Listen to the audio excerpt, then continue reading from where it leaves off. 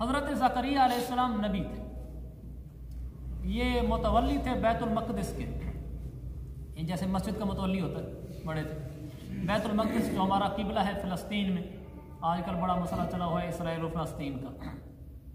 तो फ़लस्तीन के अंदर बहुत सारे अम्बिया आए हैं, वहाँ बैतुल मक़दिस है, हमारा किबला अव्वल है, हमारी तवज्जुहात का मरकज़ है वो।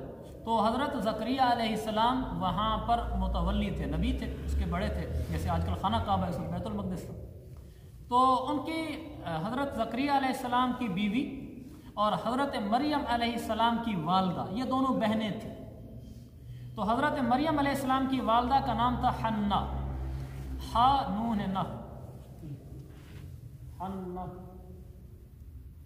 और हज़रत ज़करिया अलैहिस्सलाम की बीवी का नाम था ईशा, अलिफ ये शीन अलिफ शा, आखिर में आइन, ईशा, ये ज़करिया अलैहिस्सलाम की बीवी का नाम था। तो हज़रत मरियम अलैहिस्सलाम की वालदा हन्ना ने मन्नत मानी थी कि मेरा बच्चा पैदा होगा तो मैं उसको बैतुल मक़दिस की खिदमत के लिए वक्फ़ कर दूँगी। फिर ये हज़रत मरियम अलैहिस्सलाम पैदा हुई, तो वो अपनी बेटी हज़रत मरियम अलैहिस्सलाम को बैतुल मक़दिस ले गई कि ये यहाँ इबादत के लिए वक्फ़ होंगी, मैंने मन्नत मानी थी। तो वहाँ जितने लोग थे इबादत गुजार, पेशवा, रहबर वगैरह बैतुल मक़दिस में, सबकी ख्वाहिश हुई कि इस बच्चे की कफ़ालत हम करें। आखिर उनमें इख्तलाफ हुआ, कुरान में है पिछले पारों में, तो उनमें फिर आखिर में ये बात हुई कि आप जिस कलम से तौरात लिखते हैं, मूसा अलैहिस्सलाम पर जो किताब उतरी थी उसका नाम तौरात था, आप जिन कलमों से तौरात लिखते हैं आप वो कलम दरिया के अंदर डालें, पानी में डालें। जिस आदमी का कलम डूब गया समझो उसकी राय भी डूब गई, जिस आदमी का कलम पानी पे तैरता रहा समझो वो ऊपर आ गया, वो गालिब आ गया, वो जीत गया, बच्ची उसको दे देगी। तो सब ने कलम उठाए, सामने दरिया था, उसके ऊपर वो कलम अपने डाले। जब कलम डाले तो सबके कलम नीचे जाके डूब गए, गोया कि उनकी राय डूब गई। हज़रत ज़करिया अलैहिस्सलाम का कलम ऊपर रहा, गालिब रहा, तो लिहाजा यानी इनके हाथ हक में कुरा आया।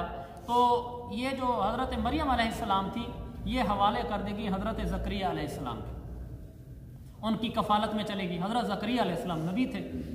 अब जब ये बड़ी हो गई तो इनके लिए अलग कमरा बना दिया गया बैतुल मक़दिस के करीब, जिस कमरे में ये इबादत करती थी। हज़रत ज़करिया अलैहिस्सलाम जब इनके पास आते थे, जब भी आते थे, कुल्लमा दखल अलैहा, कैसे है ज़करिया, आप में से कोई हाफ़िज़ नहीं है? सारे अल्लाह हाफ़िज़ है। अच्छा, शुरू में है कुल्लमा दखल अलैहा ज़करिया मिनल मिहराब, गरब इस तरह है, ये वहाँ भी लिखा हुआ है, रियादुल जन्ना में जाना जो सामने मेहराब है उसके ऊपर आयत लिखी हुई है। उस आयत का तर्जुमा यह है कि जब कभी भी ज़करिया अलैहिस्सलाम उनकी इबादत वाली जगह पर आते थे तो उनको बेमौसमी फल मिलते थे। तो हज़रत ज़करिया अलैहिस्सलाम ने मरियम अलैहिस्सलाम से पूछा, अन्ना लकी हाज़ा, ये बेमौसमी फल कहाँ से आ गए? तो वो कहती थी, हुवा मिन इंदिल्लाह, ये अल्लाह के ख़ज़ानों से है। यानी अंगूर का मौसम नहीं और घर में अंगूर पड़े, और दूसरा कोई फल है उसका मौसम नहीं और वो फल पड़ा हुआ है।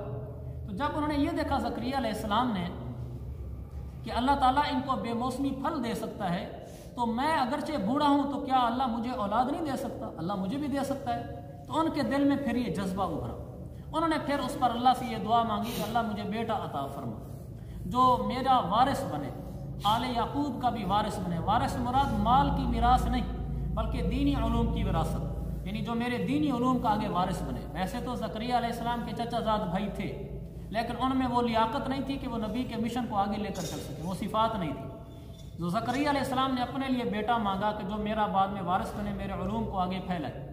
तो उस वक्त हज़रत ज़करिया अलैहिस्सलाम बिल्कुल बूढ़े थे, 120 साल उम्र थी, और उनकी बीवी ईशा उनकी उम्र 98 साल थी। इस उम्र में उन्होंने अल्लाह के आगे हाथ फैला दिए, अभी आ रहा है कि अल्लाह मुझे बेटा अता फरमा, अगरचे बूढ़ा हूँ। अल्लाह ने उसी उम्र में बेटा अता फरमाया, उसी बीवी से बेटा अता फरमाया। इन्नल्लाह अला कुल्ली शैइन क़दीर, मेरा रब के लिए क्या मुश्किल है। तो वो बेटा पैदा हो गया तो उनका नाम रखा उन्होंने यहया। अल्लाह ने फरमाया कि इस नाम का कोई बंदा पहले नहीं हुआ, यानी ये पहला नाम है यहया। हज़रत यहया अलैहिस्सलाम के नाम से पहले दुनिया में किसी का नाम यहया नहीं रखा गया। तो उनका ये बेटा यहया हुआ, फिर ये यहया अलैहिस्सलाम बाद में बड़े हुए, फिर ये नबी भी बने। तो हज़रत ज़करिया अलैहिस्सलाम एक दफ़ा, ये उनकी ज़िंदगी का आपको इख्तिताम बता रहा हूँ, उनके दुश्मन उनके ख़िलाफ़ हो गए तो ज़करिया अलैहिस्सलाम वहाँ से जगह छोड़ गए।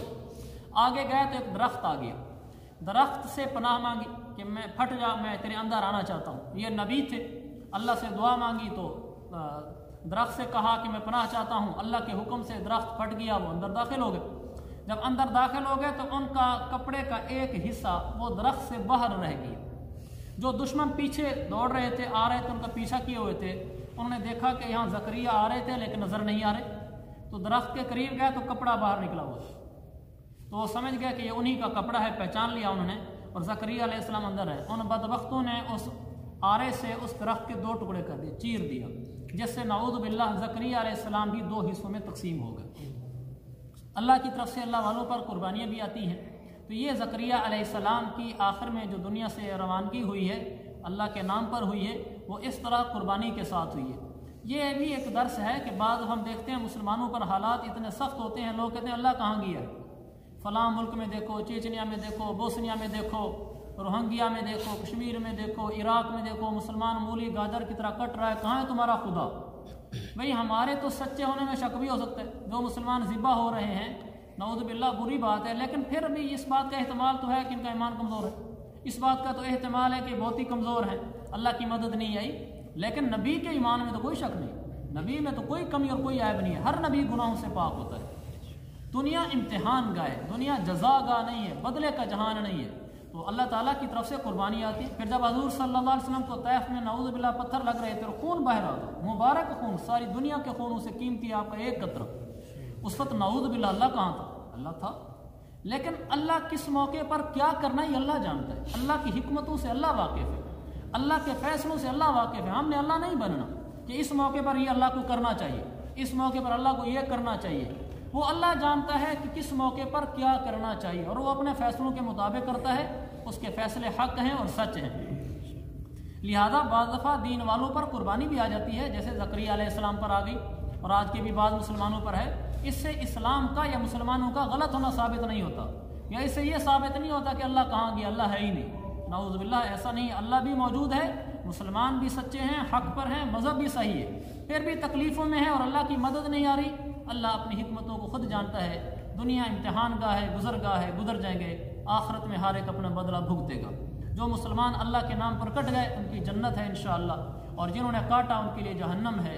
दुनिया गुजरगाह है। अल्लाह ताला हम सबको आफ़ियत दे, लेकिन इस तरह के मुश्किल हालात देखकर इस्लाम के बारे में शुकूक व शुबात दिल में नहीं आने देने चाहिए। वो अल्लाह का निज़ाम है, अल्लाह ही बेहतर जानता है। इसलिए कहा ज़िक्र रहमत रब्बिका अब्दहु ज़करिया, ये वाक़या मैंने आपको सुना दिया है। इसमें अमली पैगाम था, वो भी अर्ज़ कर देता हूँ। ज़करिया अलैहिस्सलाम ने बुढ़ापे में दुआ मांगी है कि अल्लाह बेटा अता फरमा, 120 साल की उम्र में, बीवी 98 साल की उम्र में। इससे हमें क्या पैगाम दिया कुरान ने, वाक़या सुनाकर हमें क्या सिखाया? हमें यह सिखाया है कि अल्लाह से दुआ मांगने के लिए अपने ज़हरी असबाब नहीं देखने चाहिए। भी मेरे पास जो असबाब हैं इसके मुताबिक काम हो सकता है या नहीं हो सकता, इसको सामने रखकर दुआ नहीं मांगनी, बल्कि अल्लाह की कुदरत और ताकत को सामने रखकर दुआ मांग रही है।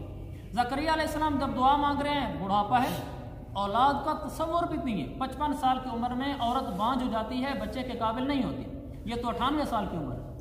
लेकिन ये बताने के लिए कि अल्लाह किसी चीज़ का पाबंद और मोहताज नहीं है। अल्लाह से दुआ मांगो तो उसके ख़जानों को देख कर मांगो। जब निगाह उस पर चली जाती है तो फिर वो अपनी रहमत से चीज़ अता फरमाता है।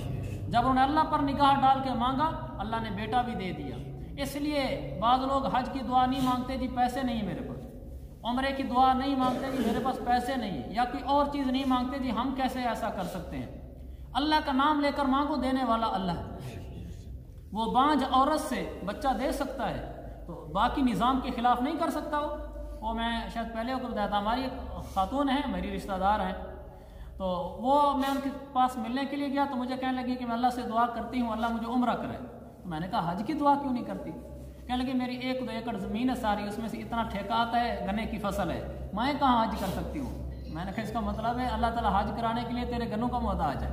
भाई जब गन्ने ज़्यादा होंगे तो गन्नों को देख कर दुआ मांगती है, अल्लाह को देख कर मांगती है। तो वो चौंक गई। मैंने कहा तेरी नज़र तो गन्ने पर है, कभी गन्ना जितना है अल्लाह भी इतना ही कर सकता है, इससे ज़्यादा अल्लाह को ना कहूँ। तो अल्लाह से देख, अल्लाह को देख के मांग कि अल्लाह मुझे हज करा, गुंजाइश नहीं है। मैंने अल्लाह तुझसे मांगा, मैंने गन्नों से तो नहीं मांगा। वो कहते ना तबलीग में एक आदमी छोले बेचता था, मशहूर वाक़या हमारे यहाँ, वही तो सच्चा ही होगा कि उसकी छोले की रेडी थी और वो लगा गया बैरून मुल्क 7 माह लगाने। सातवां लगा के आए तो किसी ने पूछा भाई तुम सातवां लगा के आओ क्या करते हो? उसने कहा जी चावल छोले की रेडी है। कहा सातवां कैसे लगा कर आए हो?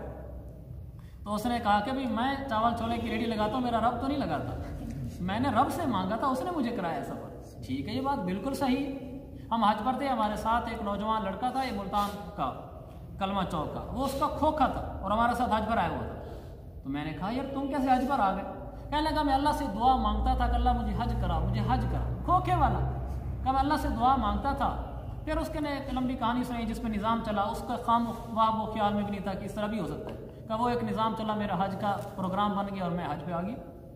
तो हमने अल्लाह को देख कर दुआएं मांगनी है, किसी बीमारी से शिफा मांगनी है तो अल्लाह को देख कर, यह नहीं कि डॉक्टर ने तो जवाब दे दिया अब क्या, अब तो हो ही नहीं सकता।